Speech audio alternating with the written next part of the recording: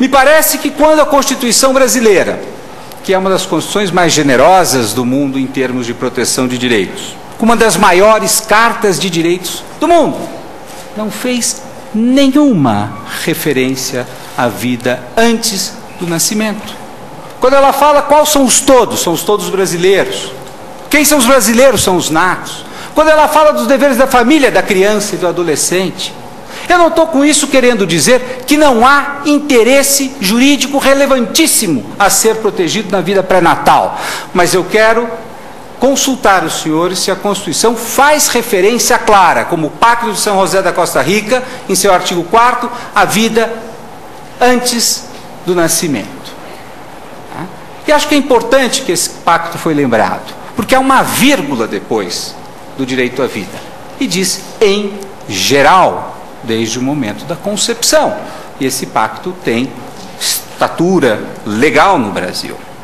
Bom, me parece que o caminho constitucional brasileiro foi outro. O caminho constitucional brasileiro foi transferir essa responsabilidade de regular o interesse da vida pré-natal pelo legislador ordinário, que vem fazendo há décadas, que fez por intermédio do Código Civil Antigo e do Novo, que fez por intermédio do Código Penal, que faz por intermédio agora dessa legislação que está sobre questão aqui.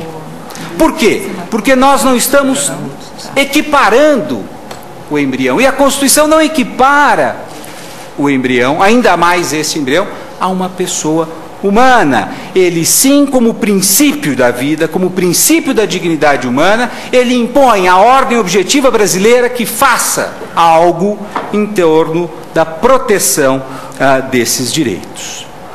Nesse esquema constitucional que nos traz aqui, nesse esquema constitucional que transferiu para o legislador, o que é absolutamente normal numa sociedade democrática, a tomada de decisões morais, políticas, primárias, que façam balanceamento entre interesses distintos protegidos pela ordem jurídica, o legislador, como já foi dito pelo advogado que me antecedeu, o legislador deu uma decisão, tomou uma decisão inequívoca. A decisão não só é inequívoca pelo seu majoritarismo, mas também a decisão é inequívoca pelo devido processo legal que o precedeu.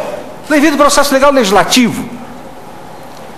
Houve audiências públicas, houve a possibilidade de que todos se manifestassem, houve uma deliberação intensa e participação da imprensa, e assim ficou decidido. Isso não significa que essa decisão seja uma decisão imutável, evidentemente que não. Evidentemente que a nossa arquitetura constitucional concede ao Supremo Tribunal a possibilidade de, sim, se contrapor a decisões majoritárias, mas quando isto for uma decisão majoritária que afronte de maneira clara a Constituição.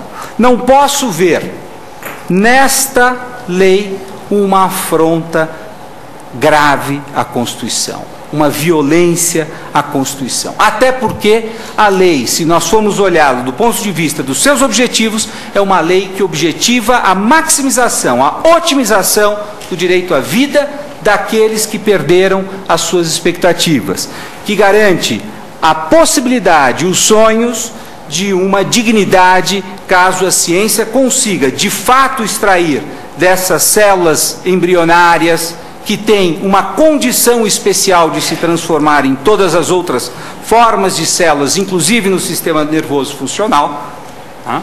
Se isso for possível, nós estaremos dando um avanço espetacular em relação à otimização do direito à vida e à otimização da dignidade humana. Nesse sentido, já passo a minha conclusão.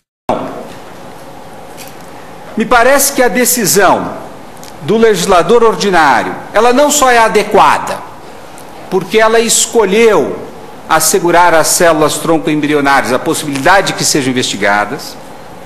Por quê? Porque nós já temos provas cabais que mesmo essas experiências que foram aqui mencionadas pelo ilustre professor Ives Gandra, os autores dessas experiências já disseram que isto não abandona a necessidade da via de trabalhar com aquelas células embrionárias que estão em estado extremamente original.